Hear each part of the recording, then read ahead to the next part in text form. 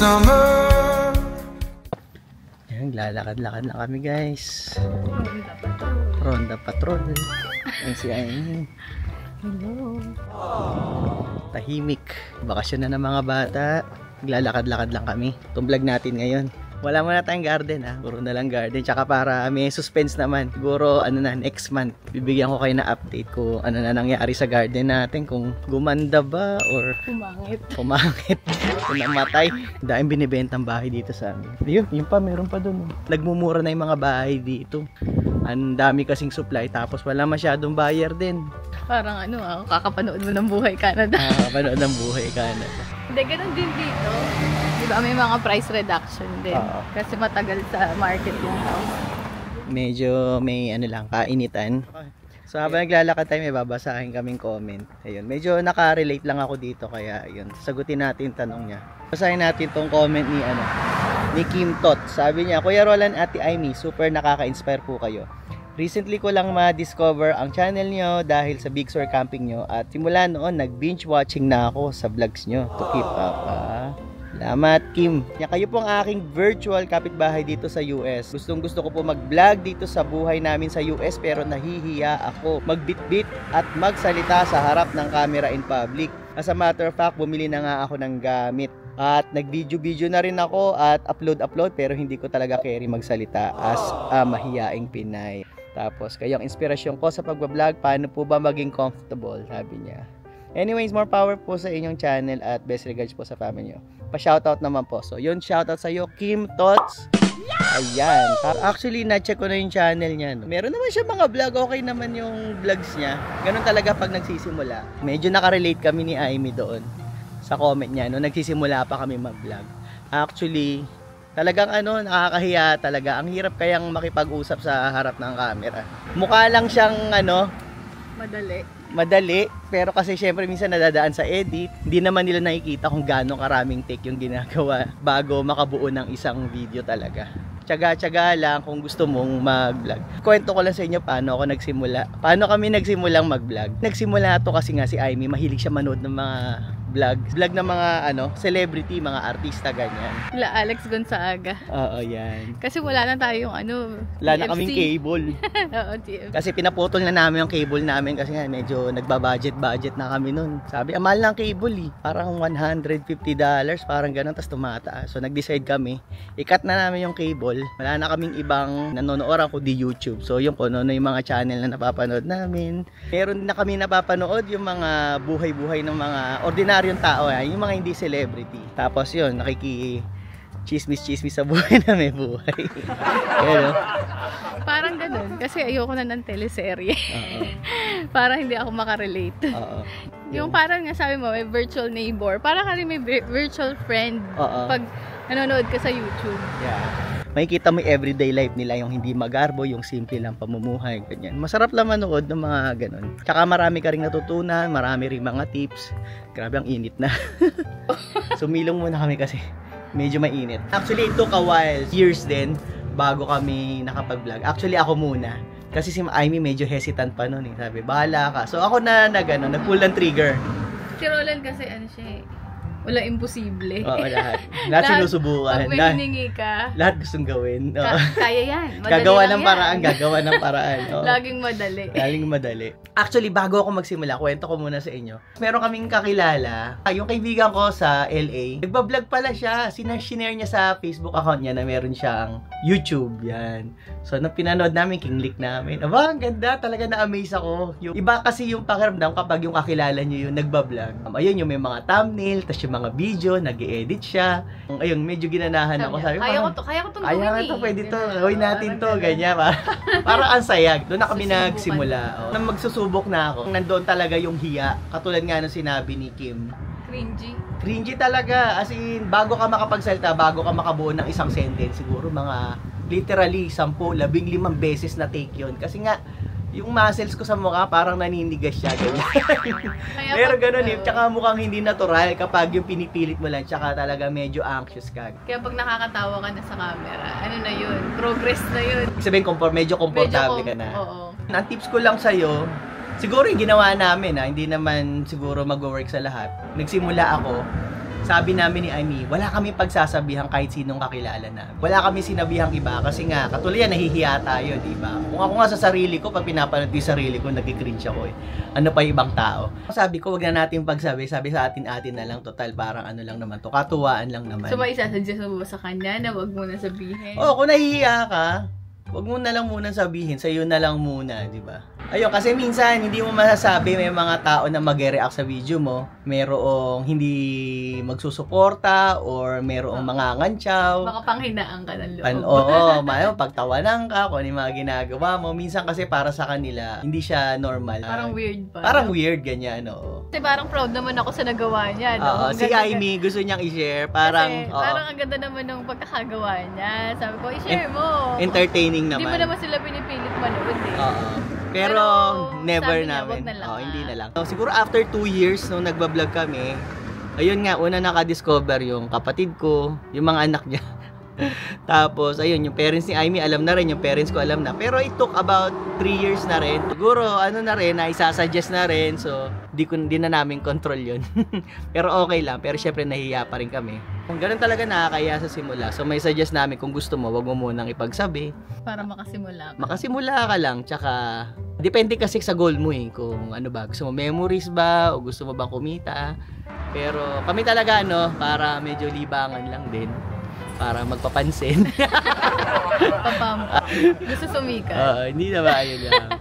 Gusto mo sumikat? Wala nga, hindi ko nga pinagsasabi. Sa'yo. Pero ano lang talaga, hilig niya lang talaga yung... medyo mahilig lang, magpapansin. Parang creative outlet niya yung YouTube. Yan. Kaya alam mo, tagal din naman yung hindi naman ganun karami yung view natin pa, di ba? Oo, hindi naman. I mean, para sa 3 which years. is, we don't really care. Para sa 4 years na actually. 4 years. 4 years, di ba? Pero wala, basta kung ano lang meron kami. I-edit niya lang. Hindi masyado. Maging consistent ka lang. Ayan. Minsan ako inconsistent eh. Yun importante. We try our best once a week. Pero minsan nag-i-skip kasi nga busy. Tapos sa una, wag kang mag-expect na maraming views. Tsaka wag mo na i-perfect yung mga unang videos mo. Kasi kahit gaano kaganda yun, wala talaga manonood kasi hindi ka naman agad isasuggest ni YouTube. Kailangan lang maging consistent ka agad. Doon lang nagsimula. Tapos ngayon, ito, 4 years, ganun pa rin. May manood man o wala, basta kung ano lang gusto namin ipakita. Ngayon, parang feeling mo, may kausap ka na talaga. Oo. Kasi parang may mga talagang nanonood na.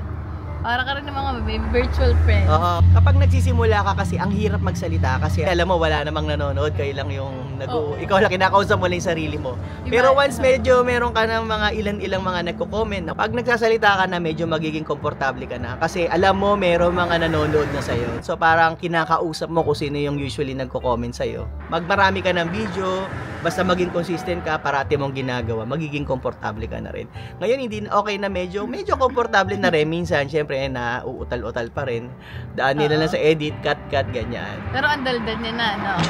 Madaldal na ako. Pero totoo, madaldal talaga ako. Pero sa camera, hindi ako madaldal. Tapos may dilemma pa tayo dati kung sino yung makaka-relate. Hindi namin alam kung, kunyari, hindi namin audience ba namin sa Pilipinas o sa Amerika. Oo. Hindi mo alam kung makaka-relate sa topic mo. Oo. Pero sabi namin, bahala na, di ba? Oo. Kung ano na lang. Expected ko puro mga Pilipino yung mga manonood sa Pilipinas. I think last year, pag tine-check ko ng algorithm, ang dami na tiga-Amerika din. So, hindi ko ina-expect yun. Mga 65-70% tiga-US. Di ba napansin nga natin na pag personal ang vlog, medyo konti ang view. Pag informative, maraming view. Kasi minsan, may time din na naging conscious din kami sa, alam mo yan, hindi maiwasan eh, yung may nanonood or wala. Mapapansin mo, yun nga, katulad sinabi ni Amy, pag informative, maraming nanonood. Tapos, kapag mga personal, pag namasyal tayo, minsan yung pasyal o personal, wala namang nanonood. Pero, nag-shift na rin yung mindset namin. Sabi namin, kung ano yung gusto namin ipakita, kung ano yung meron kami. Ayoko naman yung wala akong knowledge sa isang bagay, tapos i-discuss ko. I-google ko lang, ganyan. Ayoko naman ng ganun. So, basically, kung meron man kami mga informative na gustong sabihin, yun yung based sa personal experience, yung napagdaanan talaga namin. Hindi lang yung para masagot lang namin, google namin yung sagot, ganyan. Topic lang namin, gusto namin ipakita kung ano yung talagang ginagawa namin. Yung tipong kahit may manood o hindi kami maapektuhan. Yung tuloy lang buhay, consistent, mag-upload ka pa rin, di ba? Wala manood, o di wala. Di wala, okay lang. At least, di ba? Masaya ka sa ginawa mo. Hindi yung medyo minsan pipilitin ko namin yung gagawin namin tapos may manonood nga pero parang wala naman yung laman yung mga sinabi namin. Maging honest ka lang, authentic. Kasi yung mga manonood guys, talaga ano yan, mga matatalino yan. Pag di kayo nagsasabi, mapanurit, mapagmatsyag. At mapagmatsyag. Nakikita nila, nahalata nila, nasisense nila yung pag hindi kayo authentic, pag nagsisinungaling kayo, o kaya minsan pag matagal na sila napapanood, nakikita nyo inconsistencies ng mga sinasabi nila. Or kung meron kayong mga bagay na ayaw nyo i-disclose, huwag nyo na lang sana. Huwag nyo na lang sabihin, pero huwag kayong magsisinungaling na sasabihin nyo na yung opposite, kung anong tunay na nangyayari. Kung ayaw nyo pag-usapan nyo, huwag na lang kayo magsalita, huwag nyo na lang i-disclose, di ba? Oh, in other words, be yourself. Be yourself. Pag tagal-tagal nagiging nag-i-improve ka rin eh pag the more na gumagawa ka ng videos. Pero minsan pag nabakanti ka, let's say matagal ka hindi nagba-vlog, minsan babalik ka na naman sa yung parang hindi ka na naman komportable. Kaya kailangan talaga consistent ka. So yun lang guys. Kakasundo lang namin kay Asha. Magko-Costco kami. Mamimili si Aimee kasi may handaan. Birthday ni Jairus kasama yung mga classmate niya. Graduation party na rin.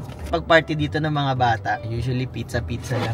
Tapos magluluto na lang kami ng chicken wings. Tsaka lumpia. Tsaka lumpia. Ang dami kasi bisita ni Jairus. 15 yung pupunta. Na malalaking bata. Mga malalaking bata. Si Jairus, umaattend siya ng mga birthday ng mga classmate niya. And usually, ganun lang. Pizza, ganyan na ba na? Ano pa ba? Chips lang. Chips, pizza. Tsaka fruits. Ganun. Tsaka prutas. So, nagugulat nga kami. Sabi ko, ganun ba yung handaan dito? Ganun lang talaga. Kaya, ganun din yung gagawin namin. Pero hindi, magluluto si Aimee ng wings yan para medyo maiba naman, masarap, tsaka lumpia para may protein. Tapos, o-order na lang kami ng pizza. Suddenly, the world I used to know, I see it different. 20 lang, oh. Ito, laki diba? na. Kaysa bumili ka na sa bouquet, $30. Nasa lupa. Ito, tumutubo pa. Oo nga, totoo din. Oo nga. Diba, pang graduation, nasa pasupa. Kaso, dadali mo yung pasupa. Hindi pa siya mamamatay. Yeah. For samples? Samples? Okay, gugutom na.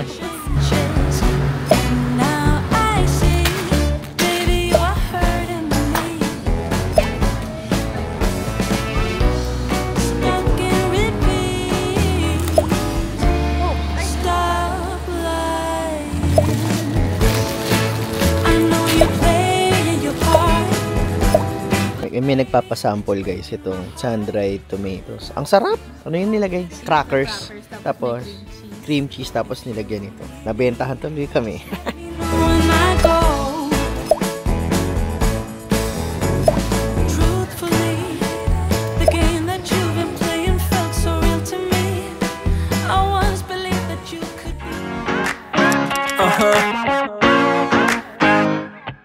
Yeah.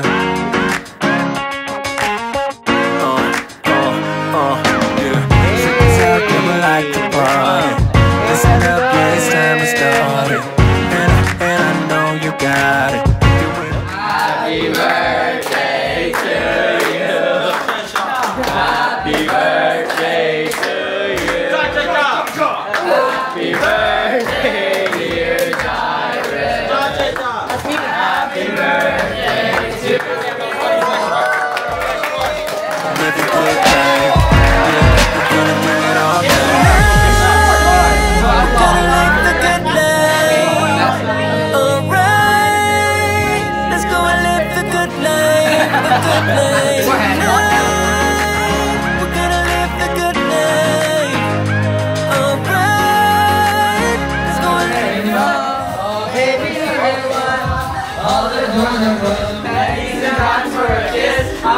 Looking for this, and now you're in my way. Your ceremony, ripped jeans, skin was showing. Where do you think you're going, baby? Hey, I expect you, and it's crazy. Right here, my number, so call me baby. You're the heart pound, and it's really good for baby, baby, baby,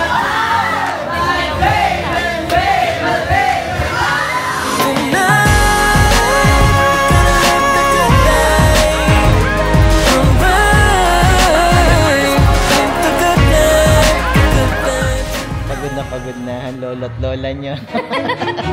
15 bata. Ang dami. Malalaking bata. Malalaking bata.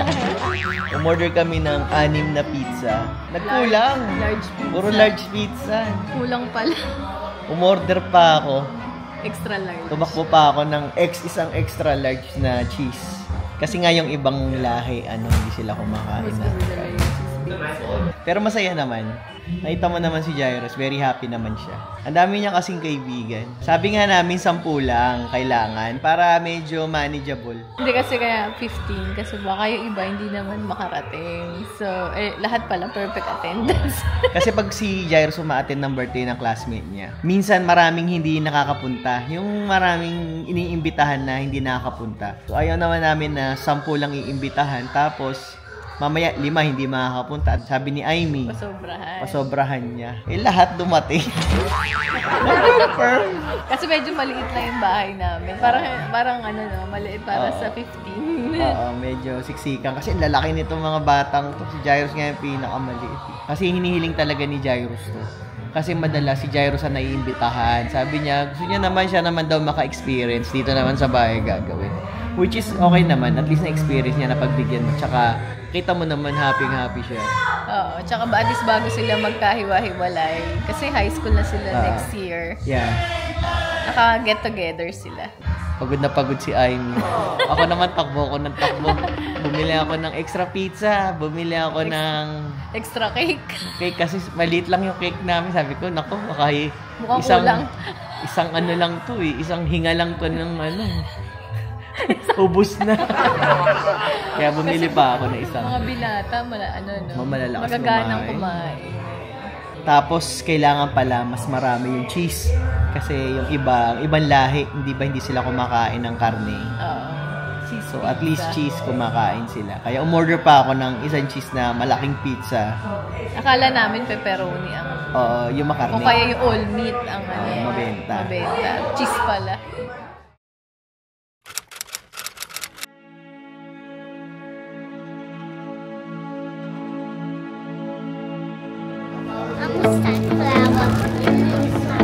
Graduation. Mami. Ganda ni Mrs. Ganda There you go. Yay! Oh yeah. Jairus! School. Yeah. It's a very interesting concept. I mean, letting your kids go to a place to get common sense? Hey, that's great, but what do you think is torture? But it's not all that bad. You get new relationships, bonds, new memories. Learning my first ever instrument with my friend. Total chaos. As well as going to my first ever dance, which I don't want to talk about. Oh, and before I continue, welcome to everyone. My name is Jairus Guzman, part of the class of 2025 and an outgoing freshman. We're finally leaving Lakeland, which means no more torture, right? But we're going to high school. But let's be honest, it's going to give us more torture. Thank you parents, board members, teachers, and everyone that has helped me